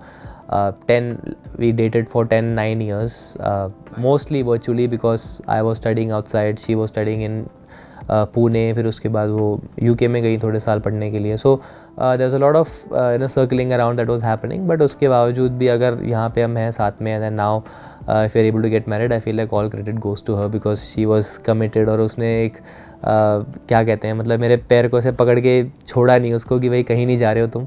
सो आई फील लाइक वो बहुत ज़रूरी था. बट आई गेस अभी तो बहुत ही एक ही साल की हमारी शादी है, तो उसमें मैं आपको टिप्स वगैरह तो नहीं दे सकता कि एक सक्सेसफुल मैरिज क्या है. But I guess what I have learned that I can share. one of my major learnings is to be more accommodating. I feel like that's definitely part of a healthy marriage, is you're not always right, and once you operate and when you think you feel like you're always right, but sometimes you have to also listen to the other person, or I guess most times. So that's something that I'm learning and navigating with. So वो एक चीज़ है जो मैं सीख रहा हूँ. Okay, that's nice. जो athletic life है और पर्सनल लाइफ है, दोनों को बैलेंस करना है. So how do you and your partner make time for each other despite, क्योंकि आप दोनों ही खेल रहे हैं, आप दोनों ही बहुत बिजी हैं, सो वो आप कैसे मैनेज करते हो? Again, so यहाँ पे भी I'm glad that Siddhi comes from a sporting background, because she understands the requirements. The job of an athlete is not your conventional 9 to 5 job जहाँ पे आप जाते हैं सुबह और सैटरडे संडे आपको ऑफ है, शाम को आप आ सकते हैं, महीने के एंड में आपकी सैलरी आ जाएगी. ऐसा नहीं है. It's not conventional. So the reason I am saying this is your paycheck is tied to your performance. If you're not able to compete well in X competition, assuming, जैसे अगर मैं एक छोटा सा ट्रेलर दूँ, so in a sport like athletics there's one major championship in any given year. तो आपके पास 364 दिन है उस एक दिन के लिए तैयारी करने के लिए. और ऑब्वियसली स्पोर्ट्स है तो ऐसा कोई गारंटी तो नहीं है कि आप उस कंपटीशन में गोल्ड लाएंगे या फिर सिल्वर आएगा या कोई मेडल्स में आएंगे. You can also finish last, you might get hurt, you might finish fourth, agonizingly close to the medals, or you might win the competition. There's so many possibilities. Now imagine if all your year's salary is tied to that one day. उस एक दिन में आप कैसे perform करते हैं. अगर आप बाय चांस थर्ड आ गए तो फिर आपको पूरे साल की सैलरी एक साथ मिलेगी, लेकिन अगर आप फोर्थ आए तो फिर आपको पूरे साल की सैलरी नहीं मिलेगी, एंड दैट्स इट. तो वो एक तरीके का I would say it's like a lottery in sports. तो वो बहुत डिफिकल्ट हो जाता है. That's why you see a lot of sports people struggling with finances, because it's like a jackpot. I mean, it's होगा या नहीं होगा कोई गारंटी नहीं है. there's no guarantee. that's why I say sports is not a way to make a career out of. As a professional athlete you might be extremely lucky if you're in the top 1% to be able to make a career out of it, but for those parents, और I think इसमें काफ़ी वो controversy भी हुआ था जब गोपी चंद जी ने बोला था कि भाई स्पोर्ट्स को एक करियर के जैसे नहीं देखना चाहिए, which I think his intention of saying this was the fact that sports is not like your normal job. अब तो चलो इंडिया में ये भी डिफ़िकल्टी, आप ग्रेजुएट भी हो फिर भी नौकरी मिलने में डिफ़िकल्टी हो जाती है, but think of it like फिर भी मोस्ट लोगों की नौकरी कहीं ना कहीं कुछ ना कुछ आप कर सकते हो, लग जाती है. एज एन एथलीट ऐसा नहीं होता. आप जब तक अपने फील्ड में नंबर 1 नहीं है, नेशनल चैम्पियन इंडिया में हो के भी बहुत लोगों को कोई जॉब्स नहीं मिल पाती.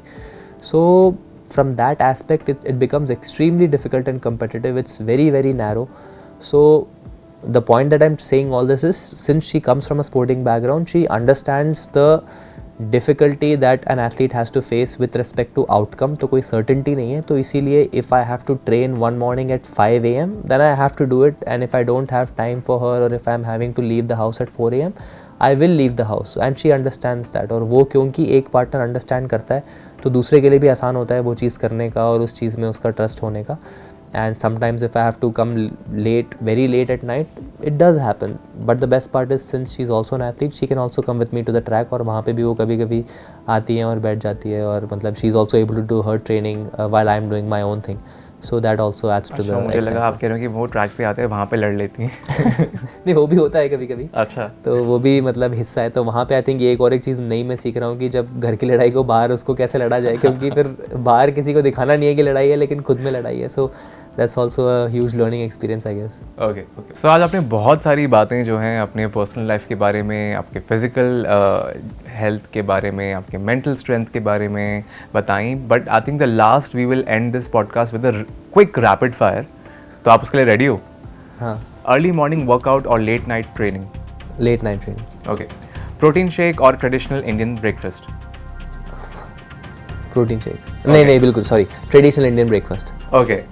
One food you can't live without even during your strict training? ये तो टफ है. Chocolates. Okay. One food your coach would never let you eat? ऐसा तो कोई फूड है नहीं, but I would say fried food. Gym session or outdoor run, what's your happy place? Outdoor run, definitely. Favorite cheat meal after a big win? Pizza. Oh, I thought you said chole bhature. Chole bhature पसंद है, but वो heavy हो जाता है. Okay, pizza. Okay. One fitness myth you want to bust? Heavy is not always better. आप ego lifting से जितना ज़्यादा बच सकते हैं वो सबसे इंपॉर्टेंट है. Consistency is most important. Just because you have a great training day doesn't mean anything if you don't have a training week, a training month, a training year. Okay. Your guilty pleasure on a rest day. Ice cream. Okay. One health habit you swear by no matter what. One health habit. Sleep for 8 hours a night if you can. Ice bath or massage? What works better for your recovery? Massage for me. Who's the fittest athlete you have trained with or been inspired by? Michael Jordan. Okay. One message you would give to anyone who wants to live like an athlete without becoming one. Watch sports on television. Alright, okay. सारे athlete sports देखते हैं, हाँ. लेकिन अब आपको खेलने की ज़रूरत नहीं है, बट सारे एथलीट्स हर स्पोर्ट्स को usually they are trying to watch various sports. Specially as an Indian athlete I have come across a lot of athletes जिनको मुझे कभी भी नहीं पता था कि उनको भी पता होगा कि एथलेटिक्स और डेकाथलॉन क्या होता है, but lot of these people know. So I for some reason मुझे चेस खेलना भी नहीं आता, but I watch chess after India is done well in chess. तो मतलब these are all things I feel like you just connected to that fraternity. So if you want to be an athlete without being an athlete, watch other sports, watch every sport. Great.